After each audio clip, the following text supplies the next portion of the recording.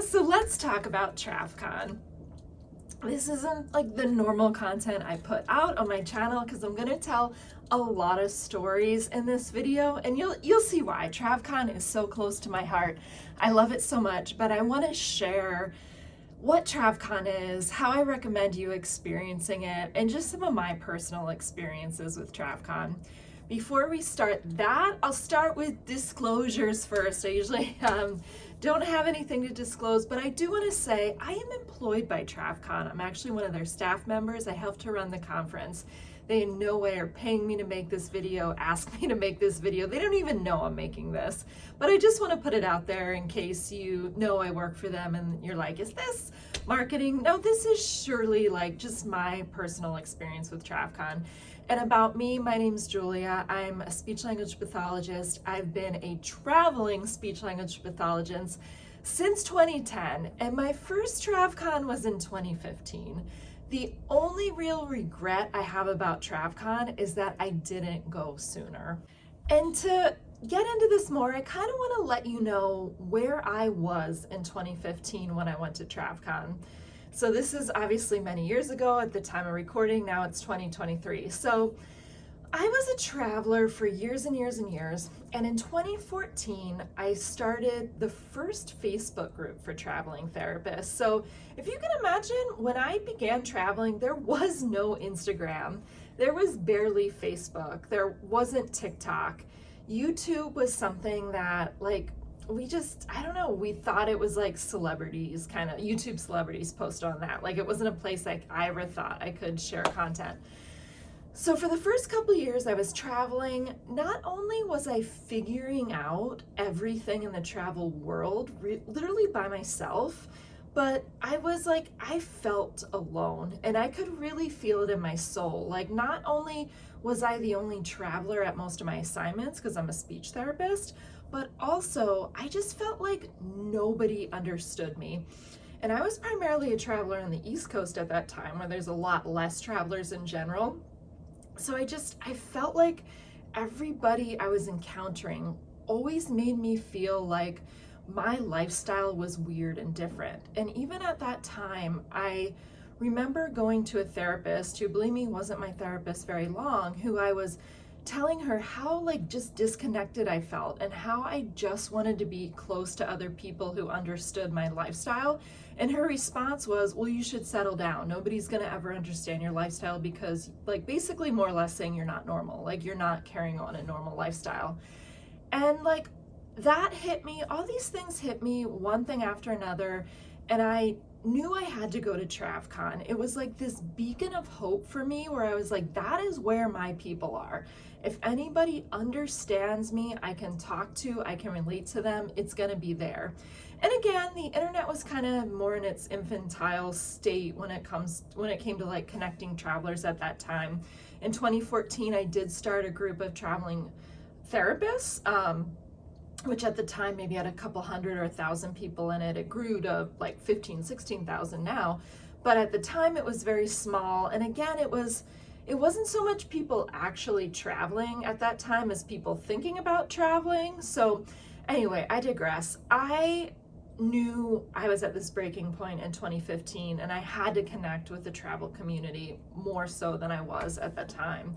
And that's when I decided to go to TravCon. I had actually Googled and found TravCon years and years ago.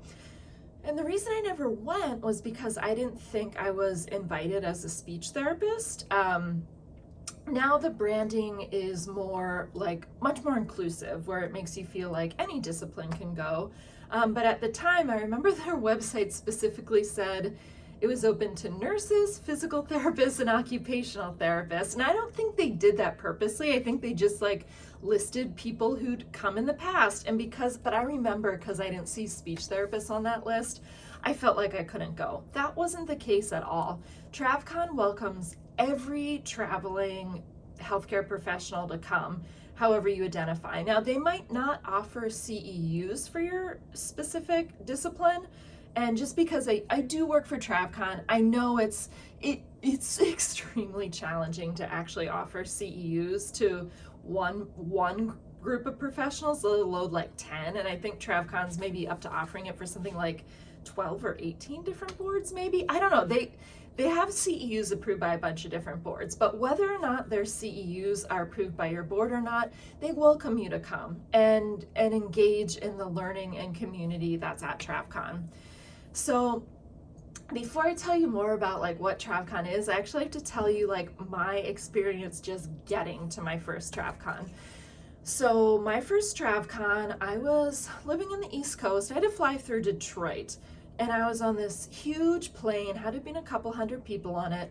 And when I sat down on the flight, I was checking the Facebook group. There's a Facebook group for TravCon, and I forget if I posted or somebody else posted, but the post was, is anybody on the flight leaving Detroit right now, the Delta flight?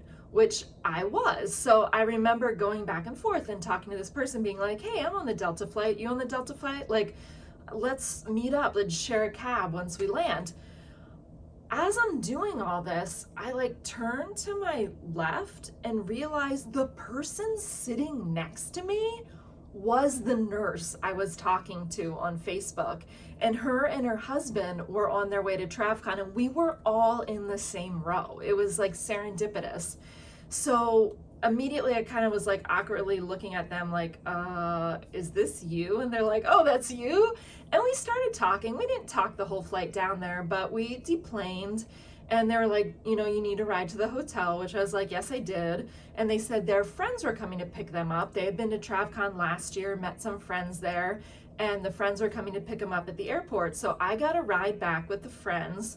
Like, long story short, these 4 people I met on the airplane and coming to pick me up in the car, like, became my best friends. They took me in like a wounded kitten, and everything with TravCon, like I did with them. They included me in with everything. It was like I was their best friends. And we literally just met by sitting next to each other on the plane. The couple on the plane, I believe, was already married. The couple that came to pick us up wasn't married. I went to their wedding the next year. Like, that's how close we got just from being at the same place at the same time at TravCon. And I share that story just to share the power of TravCon. Like, I went from feeling so disconnected, like people I saw as like authority figures, like a therapist in my life telling me my life was like going down the wrong path, an awkward path, to feeling like I was part of something that I understood and the people next to me understood. Just kind of overnight, that was a life-changing experience for me. And part of the reason why I have been so active in TravCon, I do work for TravCon because I believe in their mission and everything they do, like 100%. It definitely changed my life. So anyway, that's kind of the story of how I made it to my first TravCon. Then once you get to TravCon, like, this is like no conference you've ever been to in your life. Imagine like an entire club in Las Vegas being shut down to the public and only open to you and your friends at this conference. That's TravCon. TravCon like makes you feel like a rock star VIP celebrity. And we all know we get treated like crap at work. Our employers, we're lucky if they give us a pizza party and not even a raise, but we're lucky if they don't decrease our salary like year after year if you're working perm. Okay, TravCon is the one place during the year that I feel like I'm appreciated, and people are like doing things and saying things for me that makes me feel good and makes me feel happy. TravCon is like if you work for what I'd call, I don't know, a normal corporate world, and they give the incentive to like take their staff on like a bonus trip or out to a nice restaurant for dinner at Christmas. Like, that's what TravCon feels like to me. It feels like a bonus, an appreciation. Like, it feels like the staffing agencies and everyone else like actually cares about me and wants to show it. So that's kind of part of the whole TravCon experience, is you get spoiled. Staffing agencies show up, they buy out entire clubs, entire restaurants. TravCon rents out an entire club for a party, and they just let you in and, you know, kind of go wild. Like, if you want to just sit and talk to other travelers, you can. There's usually like music.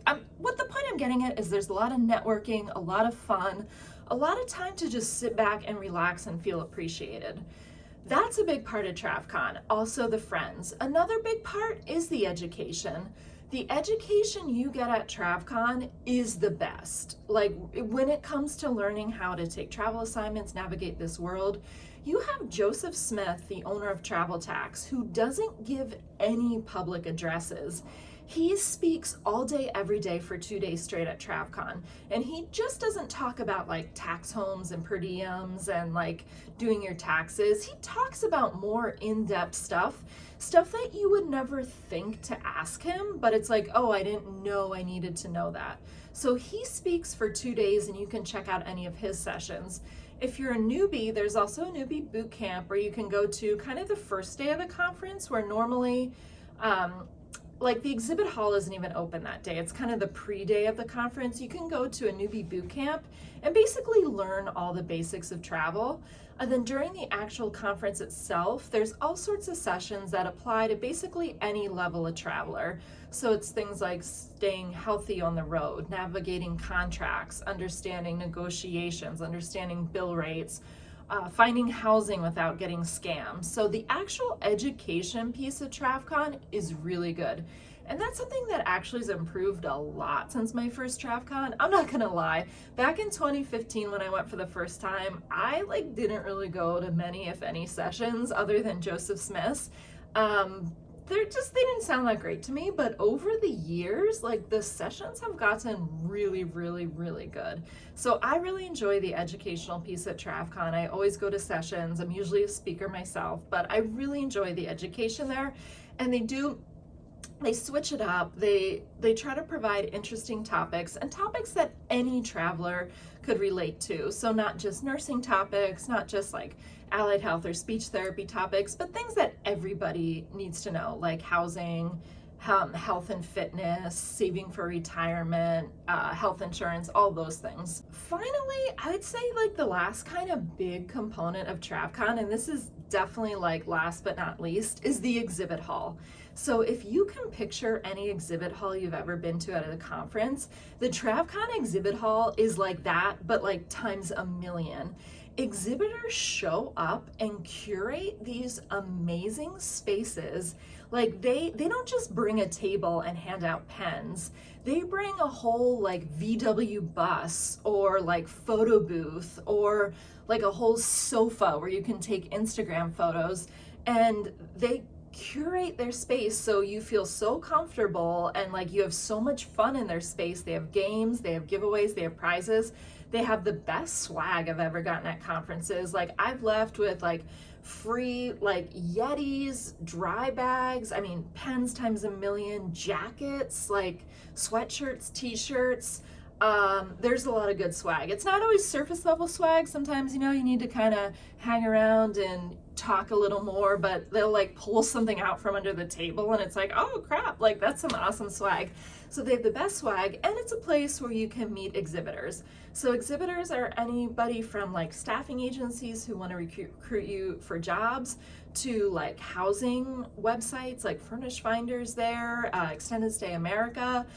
There's really anything that would be applicable to traveling, and you can meet them in the exhibit hall. And of course, at the exhibit hall, that's also where they kind of brag about all like the parties and events they're hosting, and they might invite you to a party or event. So I've done a lot of kind of rambling and talking in this video, not quite like my normal YouTubes. If you subscribe to this channel, which you should, go subscribe.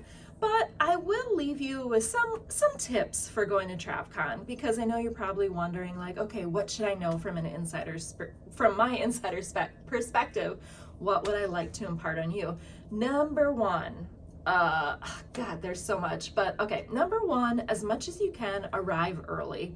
So people start to arrive to TravCon like give or take like 5 days before the conference actually begins. You don't need to arrive that early, especially if you're a newbie, but I would try to arrive maybe at least by Friday, Saturday at the absolute latest, when the conference starts Sunday. So I'd try to get in a day or two early at least, because there's a lot of pre-events that happen prior to the conference. There's pool parties, wine parties, like taking buses out to the desert and doing like hikes and national parks. There's a lot of stuff that happens before the conference itself.